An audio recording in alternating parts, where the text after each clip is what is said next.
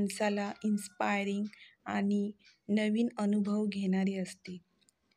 आणि यावर्षी 2025 वर्ष 25वे कालाघोडा फेस्टिवल, जे की व्हीटी स्टेशनच्या काही अंतरावरच होते आणि मला पाहण्याची खूप इच्छा होती, कारण मी यावर्षी वर्ष 25वे silver jubilee Mumbai centre of Mumbai नेहमीच आकर्षक आणि हेरिटेज बिल्डिंग्सनी बनल्या असल्याने त्या खूपच ॲट्रॅक्टिव्ह आणि तिथे घडणाऱ्या अनेक काळ वर्ष इतिहास सांगत जातात.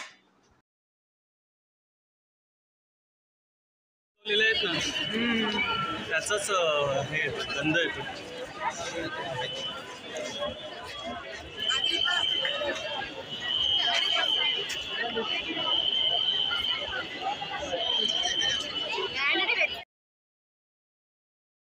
माझ्या मते कला ही माणसाला तिसरा डोळा उघडून देते.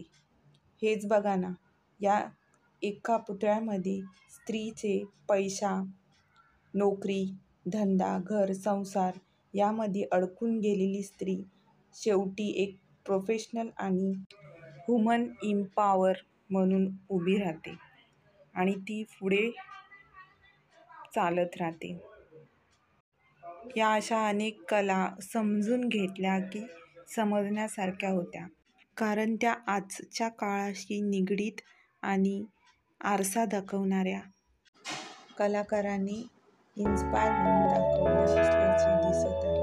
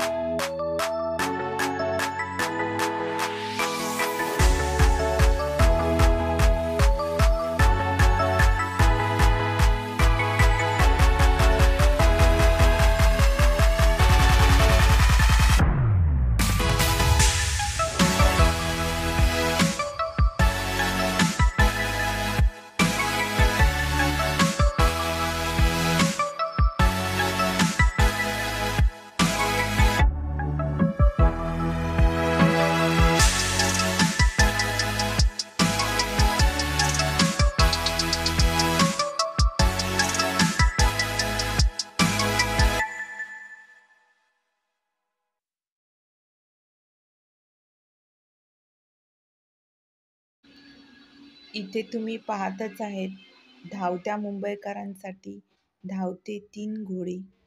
धावत्या मुंबईकरांना नेहमी धावत ठेवण्यासाठी असलेली टॅक्सी आणि आत्ताच चालू झालेल्या मेट्रो या मुंबईकरांसाठी असलेल्या जीवनलाईनी कलाकारांनी इथे एका घोड्याप्रमाणे मांडल्या आहेत आणि त्या नेहमीच मुंबईकरांच्या जीवनशैलीत समाविष्ट आहेत.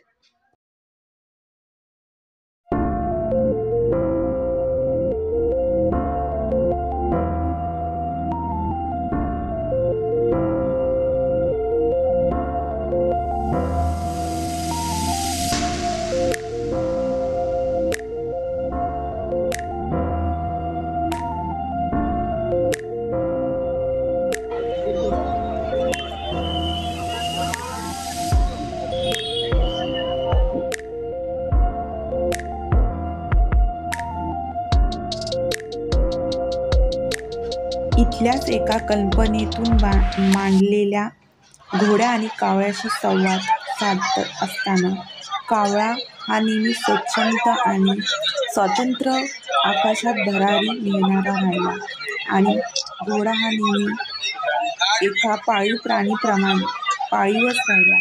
जर त्याला उडण्याच्या आणि स्वतःच्या स्वातंत्र्याचे एक किरण दिसले तर घोडा आपला स्वच्छंद आकाशात विहार कसा करेल, या संकल्पनेतूनच एका आर्टिस्टशी त्या दरम्यानच माझी एक अनपेक्षित अशी भेट घडली आणि ते खूपच माझ्यासाठी इन्स्पायरिंग होतं, ज्याची अपेक्षाही माझ्यासाठी नव्हती.